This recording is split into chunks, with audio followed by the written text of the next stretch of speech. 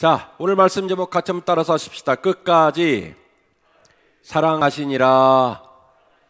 아멘. 오늘과 송구영신 예배 그 두 번의 예배를 통해서 요한복음 21장을 마치게 될 겁니다. 요한복음 21장의 두 가지 이야기를 오늘 말씀과 송구영신 예배 말씀으로 나누고, 그래서 2020년도 요한복음을 강의합니다 라고 하는 그 우리의 사명을 이제 맞추게 될 것인데, 오늘은 요한복음 21장의 전반부에 나와 있는 이야기를 통해서 우리 모두가 큰 은혜를 받기를 원합니다. 오늘 본문은 코로나19와 싸우면서 지칠 대로 지친, 그리고 깊은 우울감에 빠져 있는 우리 모두에게 큰 위로를 주는 주님의 마음이 담긴 본문입니다. 그 말씀을 묵상하고 또 깨달으면서 오늘 요한복음 21장에 나타난 놀라운 기적의 사건이 오늘 말씀을 듣고 있는 저와 여러분 모두에게도 나타나기를 원하고요, 그 주님의 위로로 말미암아 새 힘을 얻는 소중한 아침이 되시기를 주의 이름으로 축원합니다. 여러분 기억하십시오. 주님은 우리를 사랑하시되 끝까지 사랑하십니다. 할렐루야. 기억하십시오. 주님은 우리를 사랑하시되 끝까지 사랑하시는 주님이신 줄로 믿습니다. 오늘 본문의 말씀의 상황을 한마디로 정리한다면 완벽한 실패와 기적 같은 회복입니다. 이 두 단어로 딱 오늘 본문이 정리가 돼요. 오늘 본문의 상황을 한마디로 말하라. 완벽한 실패와 기적 같은 회복입니다. 완벽한 실패와 기적 같은 회복을 담아낸 본문이 오늘 본문의 이야기다, 이렇게 말씀을 드릴 수가 있죠. 주님은 모든 사역을 완결하시고 떠나시기 직전에 제자들을 다시 파송을 하기 위해서 찾아가셨는데, 주님은 떠날 준비가 다 되셨지만 파송을 받아야 될 제자들은 완벽하게 실패한 모습으로 보입니다. 오늘 본문의 말씀의 진의, 오늘 본문의 말씀에 나타나고 있는 제자들의 반응을 정확하게 이해하기 위해서는 누가복음 5장 1절에서 11절 구간의 말씀에 대한 이해가 필요하다, 이런 얘기입니다. 자, 오늘 본문의 말씀을 좀 먼저 분석해 볼까요? 완벽하게 실패하고 방황하는 7명의 제자 이야기가 나옵니다. 3절입니다. 시몬 베드로가 나는 물고기 잡으러 가노라 하니 그들이 우리도 함께 가겠다고 하고 나가서 배에 올랐으나 그날 밤에 아무것도 잡지 못했다. 자, 지금 7명이 주님의 명령을 어기고 어디로 돌아갔냐면 갈릴리 바다로 갔습니다. 갈릴리 바다의 왼쪽 하단 부위에 그쪽 해변가에서 진입하는 바다를 디베라 바다라고 얘기를 하고요, 같은 갈릴리 바다지만 그 지역에 처한 자들이 부르는 용어가 달랐는데, 아무튼 서쪽 좌측 아래에 있는 지역을 디베라 바다다라고 얘기를 했는데, 원래 이 베드로를 비롯한 제자들의 고향은 갈릴리 북쪽에 있습니다. 고라신, 가버나움, 벳세다 그쪽에 있거든요.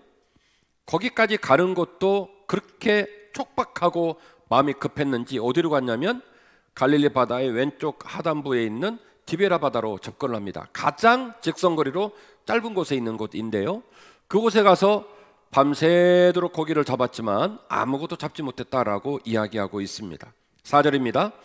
날이 새어갈 때에 예수께서 바닷가에 섰으나 제자들이 예수이신 줄 알지 못하는지라.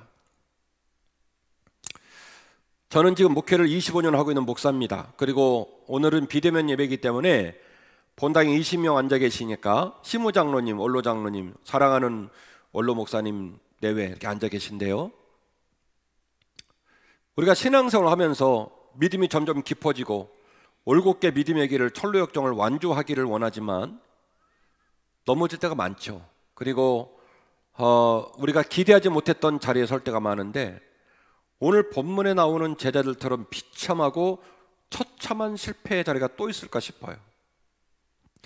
주님께서 갈릴리 바다에서 물고기 잡던 제자들을 일일이 찾아다니며 불렀거든요. 그리고 그렇게 말씀하셨거든요. 얘들아, 이제 너희는 더 이상 물고기 잡는 어부가 되지 마라. 네가 비록 신분이 물고기 잡는 어부였지만 오늘 이후로는 사람을 낚는 어부가 되게 할 것이다. 전도자가 되게 할 것이다. 나의 제자가 되게 할 것이다 라고 말씀하시면서 다시는 물고기 잡지 말라고 그랬거든요. 더 나아가 주님이 엊그제 만난 분이 아닙니다. 이미 3년 전에 제자들의 부름을 받으시고 주님은 퇴근도 안 하시고 제자와 함께 식사하시고 제자와 함께 전도하시고 제자와 함께 사역하시고 이것저것 안 간 곳이 없습니다. 그 세월이, 그 모진 세월이 3년입니다. 그래도 지금 제자들은 디베랴 바닷가 가서 밤새도록 고기를 잡고 있는데 한 마리의 고기를 잡지 못한 채로 실망한 모습으로 밤을 새고 있고, 그 제자들이 너무너무 그립고 안타깝고 속상하셔서 주님이 친히 제자들을 찾아가셨건만 놀랍게도 제자들은 그분이 누군지를 알아보지 못하고 있는 겁니다. 실패도 어지간한 실패가 아니라 그냥 결단이 난 거예요. 완벽한 실패의 자리를 우리가 오늘 본문의 말씀을 통해 소개받습니다. 제가 누누이 말씀을 드렸던 것처럼 요한복음은 20장에서 종결이 됩니다. 21장은 P.S 추신장으로 보고 있습니다. 미처 요한복음 20장 구간 안에 하고 싶었던 이야기를, 못다한 이야기를 더 강조하기 위하여 추가적으로 기록된 본문으로 보고 있습니다. 얼마나 급하고 얼마나 위중하고 얼마나 안타까우면 추신을 붙이겠어요. 요한복음 21장에 있는 내용은 그래서 함부로 읽어서 안 되고 그냥 우습게 읽어 넘어갈 본문이 아니라는 얘기입니다. 얼마나 애가 타면 추신편을 붙였겠냔 말입니다. 그 첫 번째 이야기가 완벽하게 실패한 제자들의 이야기.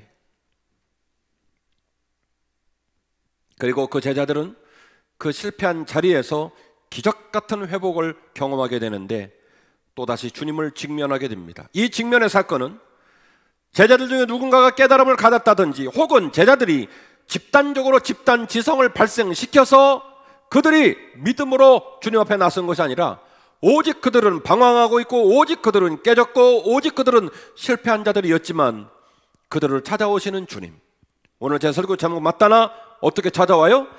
끝까지 사랑하심으로 끝까지 포기하지 않고 끝까지 찾아왔던 주님 덕분에 주님으로 말미암아 그 주님을 다시 직면하게 되어서 기적 같은 회복을 경험하게 됩니다. 5절인데요 예수께서 이르시되 얘들아 너희에게 고기가 있느냐 대답하되 없나이다. 이르시되 그물을 배 오른편에 던지라 그리하면 잡으리라 하시니 이에 던졌더니 물고기가 많아 그물을 둘 수 없더라.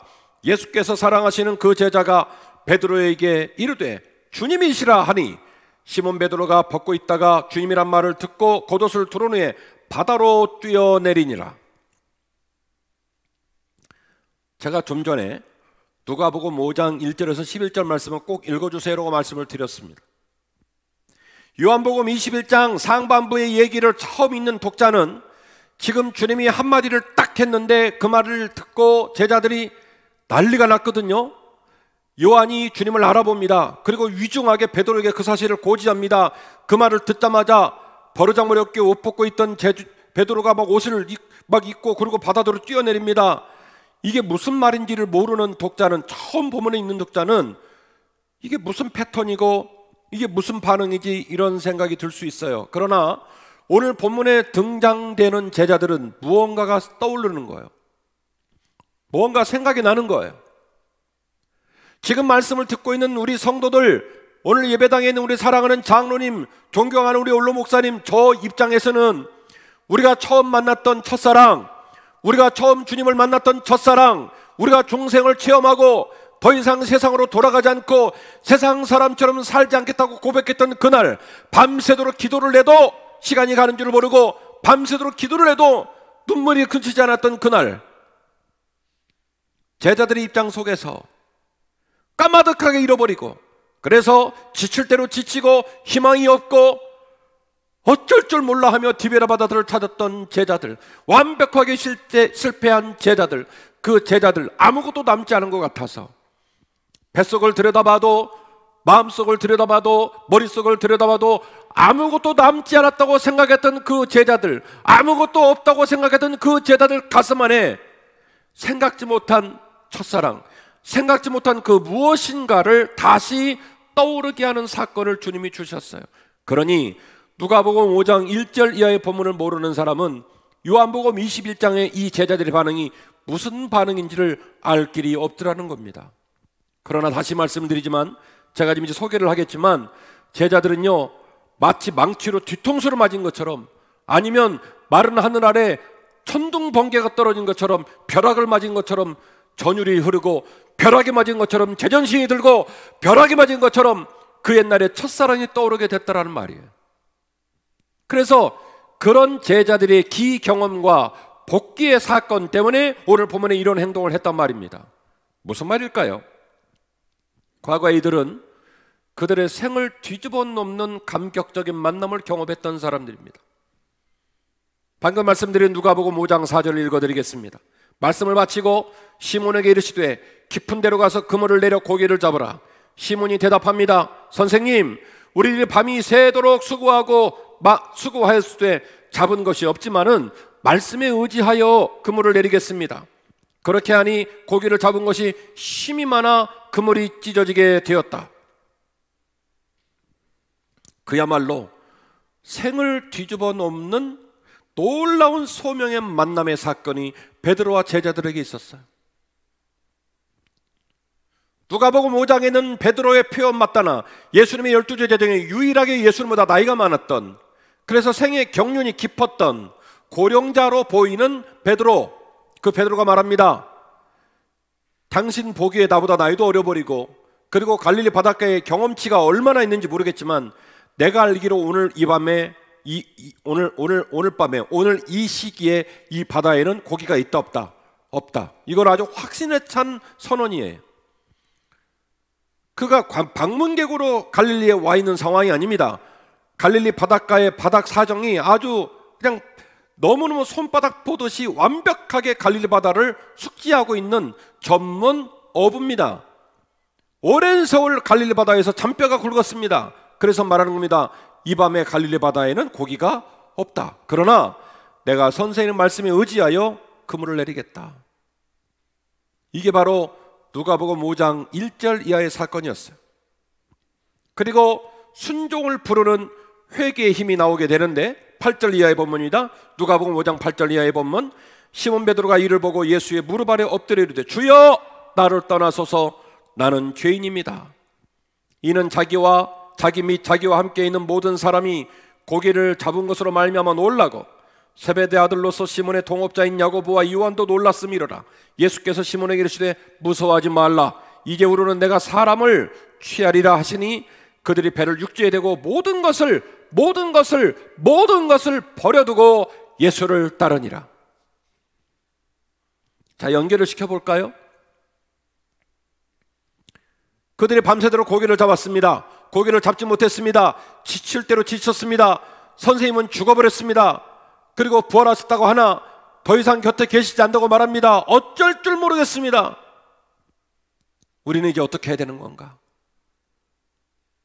오랜 세월의 신앙의 경륜이 있고 훈련을 다 받았고 관직이 있고, 그리고 나름대로의 신앙생활의 경륜을 가지고 살다가 느닷없이 벼랑 끝에 선 거예요. 사면 초가에 선 거예요. 어떻게 할 바를 모르는 상황에 놓였습니다. 그래서 송충이는 솔잎을 먹는다고 평생 하던 일이니까 갈릴리 바다로 간 거예요. 어떻게 할 길이 없으니까. 고기를 잡고 있는데 주님께서 그들을 찾아오셔서 말씀하시기를, 얘들아 너희들 배에 고기가 있니? 없습니다. 그래, 그러면 오른편에 그물을 던지거라. 어디서 많이 들어본 듯한 이야기가 전개가 되는 거예요.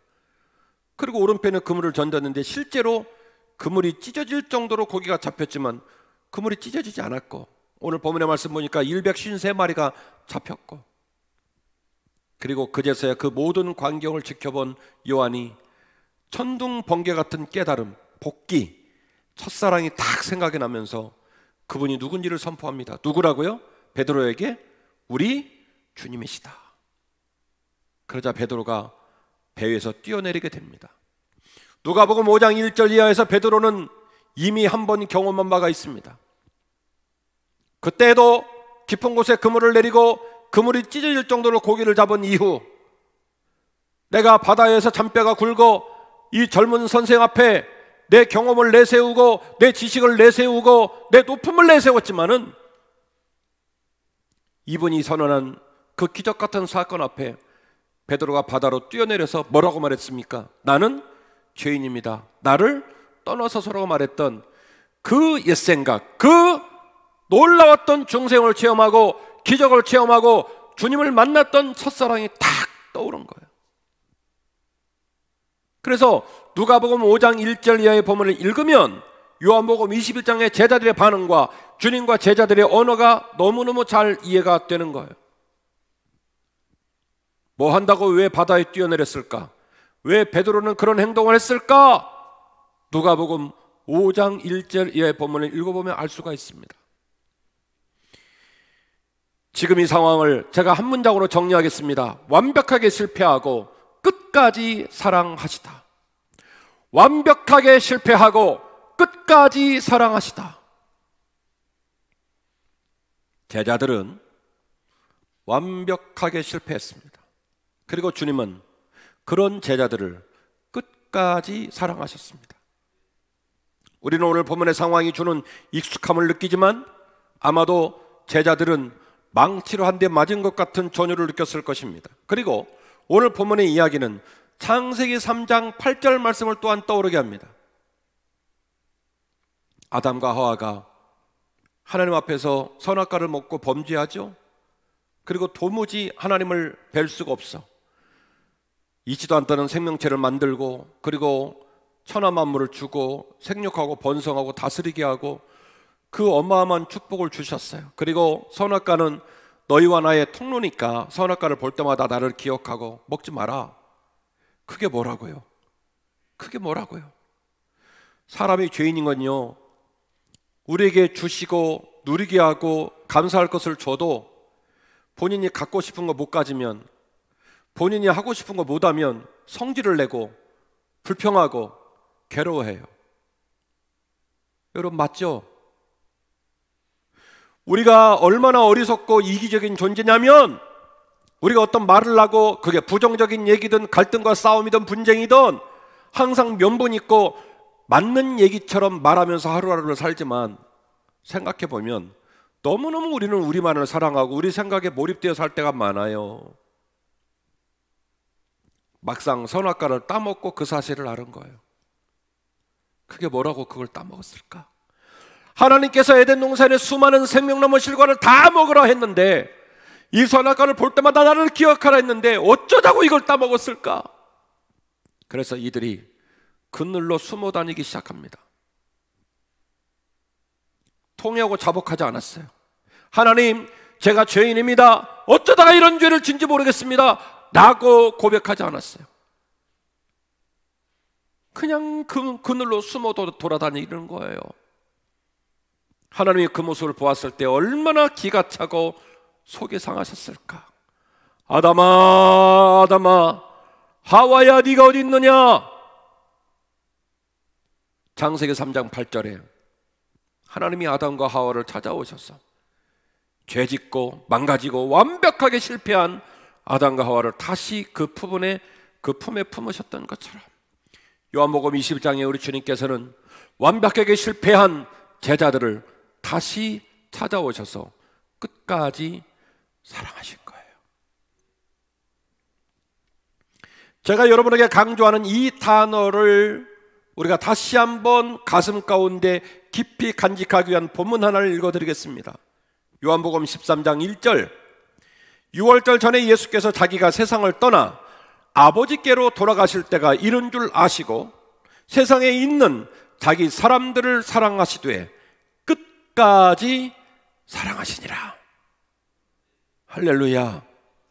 잘 알고 있는 것처럼 주님이 사역을 마치고 이 땅을 떠나실 준비를 하는 이 위중한 와중에 가룟 유다는 주님을 팔아먹을 생각을 하고, 그리고 베드로는 세족시가는 사건들을 겪으면서 어떻게 주님께서 우리의 발을 씻는단 말입니까? 인간적인 관점으로 그렇게 여러 가지 말들을 내세우면서 주님 가시는 길을 누구도 알아보지 못하는 그 순간에도 주님은 제자들을 사랑하시되 어떻게 사랑하셨다고요? 끝까지 사랑하시니라. 할렐루야. 그러므로 여러분에게 선포합니다. 진정한 믿음은 반드시 옳은 길을 따라 풍성한 열매를 거두게 되는 줄로 믿습니다. 진정한 믿음은 반드시 옳은 길을 따라 풍성한 열매를 거두게 되는 줄로 믿습니다. 오늘 말씀을 묵상하며 은혜를 사모하는 우리 모두가 주목해야 될 본문이 있습니다. 요한복음 11장 6절 이하의 본문인데요, 이 말씀에 주목하셔야 돼요. 제가 요한복음 21장과 누가복음 5장이 어떤 연관을 갖고 있고, 요한복음 21장의 제자들, 완벽하게 실패한 제자들이 어떻게 주님의 몇 마디의 언어와 주님과의 만남을 통해서 과거에 무엇인가를 알았고 느꼈고 깨달았고 내 안에 무엇인가 있다는 반응으로 이런 반응을 보이셨을까의 관계를 제가 설명을 드렸는데, 그렇다면 요한복음 21장에 있는 제자들에게 주님과의 첫사랑, 중생의 체험, 은혜의 체험, 주님 만났던 감격적인, 마치 잃어버린 것 같은 그 놀라운 신앙의 에너지를 주님이 복귀시키고 다시 부활하게 하셨을 때에 이들에게 주셨던 메시지와 이들이 보였던 반응을 우리가 오늘 이 아침에 우리 모두가 손에 붙잡고 우리도 그 말씀을 따라 나아가야 할 줄로 믿는 것입니다. 진리를 따른 결단과 용기가 우리 모두에게 있기를 원합니다. 21장 6절입니다. 가라사대 그물을 배 오른편에 던지라, 그리하면 얻게 될 것이다. 고대 근동사회, 특히 성경에서 기록하고 있는 오른쪽 방향은 열왕기상 2장 19절, 시편 45편 9절 말씀을 보니 위엄과 영광, 지혜와 힘의 근원을 상징합니다. 또한 시편 16편 8절, 109편 31절, 121편 5절 말씀 보니까 보호하러 온 사람이 서는 오른 방향이에요. 고대 근동사회에서 쓰는 용례, 성경에 쓰는 용례를 보니 오른편이라는 단어는, 오른편의 의미는 방향을 지칭하는 오른쪽이 아니라 바로 옳은 방향을 지칭하는 말이고, 영광을 지칭하는 말이고, 위엄을 지칭하는 말이고, 지혜를 지칭하는 말이고, 지혜의 근원을 지칭하는 말이 성경적 용례가 오른편이라는 방향이에요. 방금 제가 소개한 누가복음 5장 1절 이하에서 나타난 주님의 명령은, 그래서 제가 오늘 그 자막 처리하는 분이 도표로 만들었나 모르겠지만은, 누가복음 5장 4절에서 처음 주님을 만났을 때 제자들은 주님에게 어디다가 그물을 내리라고 명령을 하셨냐면 깊은 곳에 그물을 내리라 했습니다. 여기서 말하는 깊은 곳이라고 하는 말은 인식과 판단의 저편을 말하는 거예요.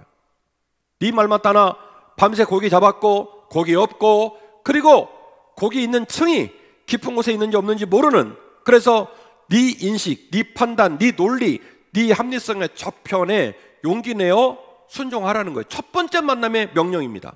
어디에 그물을 던지라고요? 누가복음 5장 4절, 깊은 곳에 그물을 던져라. 그런데 요한복음 21장 6절 말씀은 깊은 곳이 아니라 뭐라고 말씀하셨냐면 오른편에 그물을 내리라고 그랬어요.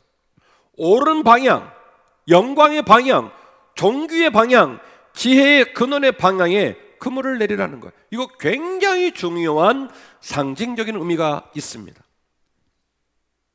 여러분 생각해 보세요. 밤새 그 물고기 잡는 전문가인, 이 자막 그대로 띄워놓으세요. 물고기 잡는 전문가인 베드로를 비롯한 제자들이 밤새 고기를 잡았습니다.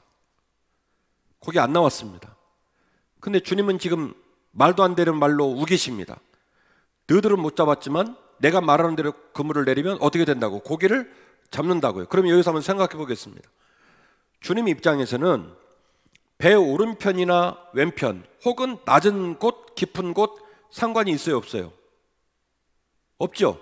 밤새 고기를 잡아서 여기저기 포인트란 포인트, A급 포인트란 포인트를 다 돌아다녔거든요. 안 나와요. 근데 주님은 그렇게 절망하고 그렇게 실망한 제자들에게 너희들이 나와 함께 있을 때 여전히 꿈꿀 수 있단다. 너희들이 나 없을 때는 실망했고 절망했고 완벽하게 실패한지 모르겠지만 내가 너희와 함께함으로 말미암아 다시 꿈꿀 수 있단다 라는 사실을 알려주기 위해서 뭐라고 말씀하시냐면, 너희가 배에 그물에 고기가 없지만 내가 말한 대로 하면 고기가 많이 잡힐 거라는 얘기를 좀 하셨어요. 그러면 말씀하시는 주님의 입장에서는 오른편이냐 왼편이냐, 낮은 곳이냐 깊은 곳이냐 상관이 있어요, 없어요? 없죠. 어차피 고기 없거든요. 그렇다고 한다면 굳이 오른편이라는 요한복음 21장 6절 말씀은 고기를 잡게 하는 열매도 중요한 사건이지만 그 예수님이 명령한 그 명령 안에 중요한 주님의 말하고자 하는 의도가 담겨져 있다는 거예요. 그게 바로 뭐냐면 오른편이에요. 존귀, 영광, 옳은 방향, 지혜의 근원. 누가복음 5장 4절에서 주님을 처음 만났을 때 주님의 제자들에게 요구한 것은 너희들이 지금까지 업으로 살았다고 하는 것, 너희들이 지금까지 물고기 잡는 전문가라고 하는 것, 그 모든 것들을 내려놓고 내 얘기를 한번 믿어봐라. 인식과 판단의 저편으로 나아가 봐라. 그래서 깊은 곳을 얘기하셨다면 3년 동안 말씀으로 먹이시고 오병이의 기적을 보여주시고 그리고 예수님의 팔복과 산상수훈과 모든 말씀을 가르쳐 주시고 그리고 구약과 연결시키고 사역의 자리 가운데 주님의 나라가 어떤 모습인지를 쭉 양육을 한 주님의 제자. 한국교회 130년사. 제가 어렸을 때 학교를 다닐 때만 해도 기독교는 낯설은 종교고 기독교의 문화는 모든 것들이 신기하고 낯설은 것들이었고 그래서 결국 사형리, 전도폭발, 어디를 가나 주 예수 그리스도의 이름과 그분이 하신 일을 전달한 것만으로도 눈물이 펑펑펑펑 쏟아지는 그런 시절이 있었어요. 지금은 스님도 설법을 선포하실 때에 성경을 인용하는 시대입니다. 너무나 많은 사람이 인포메이션, 소위 말하는 정보 형태로의 기독교와 정보 형태의 예수님 얘기와 정보 형태의 성경 얘기는 믿지 않는 분도 얼추 압니다. 그럼 우리는 어디에 그물을 내려야 할까요? 우리는 신자고 우리는 교회를 다니고 우리는 직분자이고 우리는 경륜을 가진 믿음의 사람입니다마는 그 경륜만큼은 아니어도 예수를 모르는 세상 사람도 이제는 기독교와 예수님을 알아요. 그러면 우리는 도대체 어디에 그물을 내려야 할까요? 주님은 이렇게 명령하십니다. 오른편에 그물을 내리라. 너랑 나랑 지냈던 그 세월에 말씀, 연단, 훈련, 가르침, 깨우침, 그 가는 길에 보았던 은혜와 결단, 그 모든 것들을 하나하나 다 복기하고 기억나고 그리고 가르친 대로, 배운 대로, 깨달은 대로 그 배움과 그 깨달음과 그 가르침에 그물을 내리라. 그 땅 위에 서라. 이 아침에 우리에게 주는 지엄하신 주님의 명령인 줄로 믿습니다. 우리가 베드로 사도를 묵상하며 항상 기억해야 할 중요한 영적 교훈이 있습니다. 제가 이전 설교를 통해서도 여러 번 말씀을 드렸지만 그 베드로에게는 우리가 본받아야 될 중요한 신앙의 태도가 있는데 즉각적인 순종과 전적인 신뢰라고 하는 이 두 단어의 성품이 베드로에게 있어요.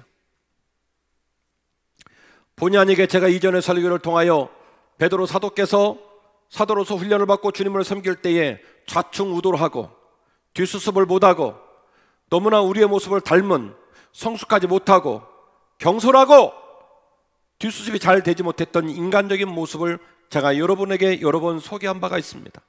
그럼에도 불구하고 사도 베드로는 선임 제자이었고 그래서 주님께서 특별히 사도 베드로를 아끼셨고 주는 그리스도시요 살아계신 하나님의 아들이시라는 고백도 누가 했냐면 베드로가 했고 내가 너의 이름을 더 이상 그 흔한 시몬이라는 이름으로 두지 않고 페트로스 반석이라는 이름으로 바꿔줄 터이니 내가 반석 위에 교회를 세우리라는 엄청난 고백을 들은 사람도 베드로입니다.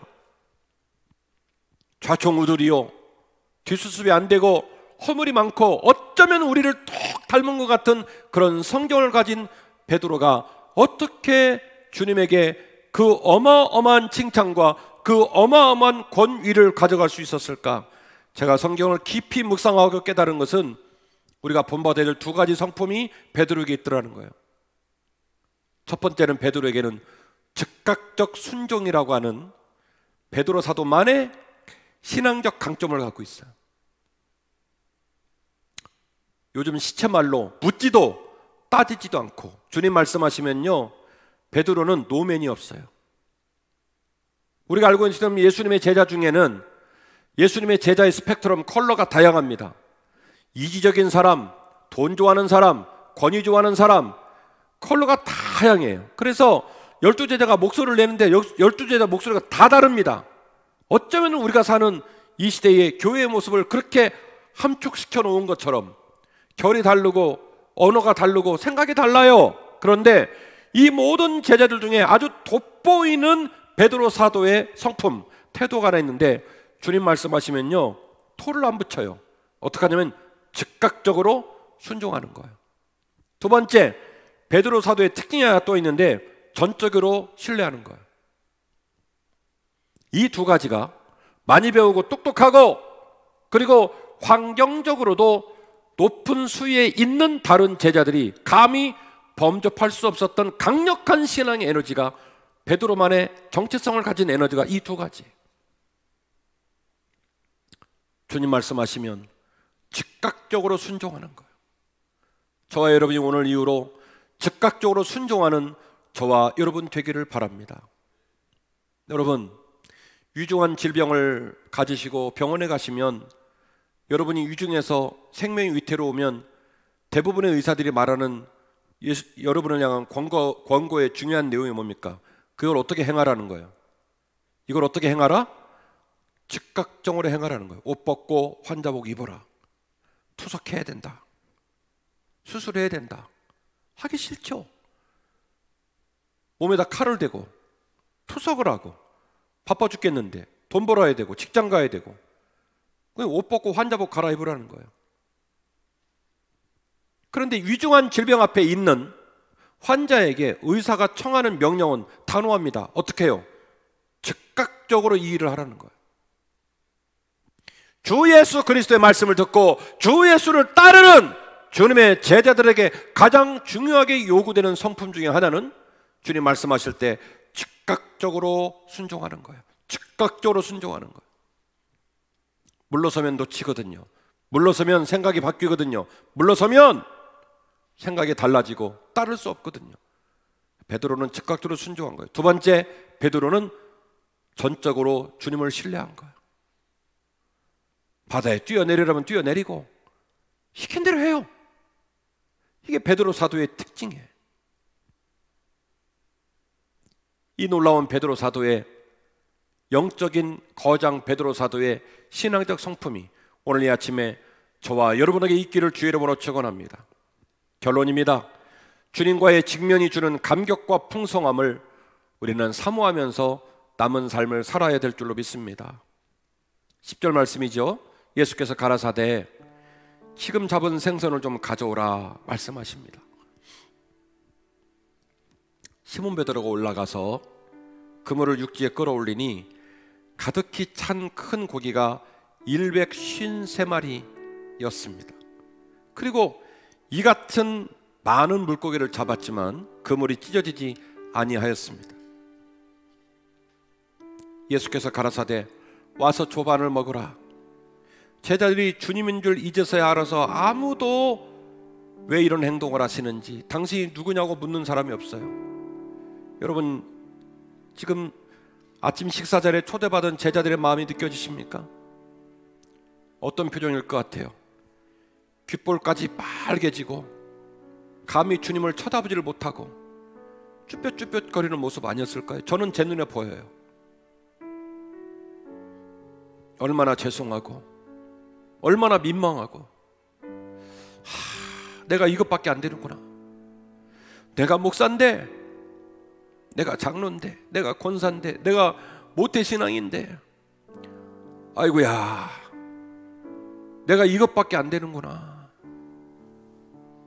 근데 주님은 책망하지 않고 따뜻한 목소리로 지금 잡은 생선도 좀 가져오라고 해가지고 생선도 구워주시고 아침 그 풍성한 식탁 자리에 제자들을 초청했어요.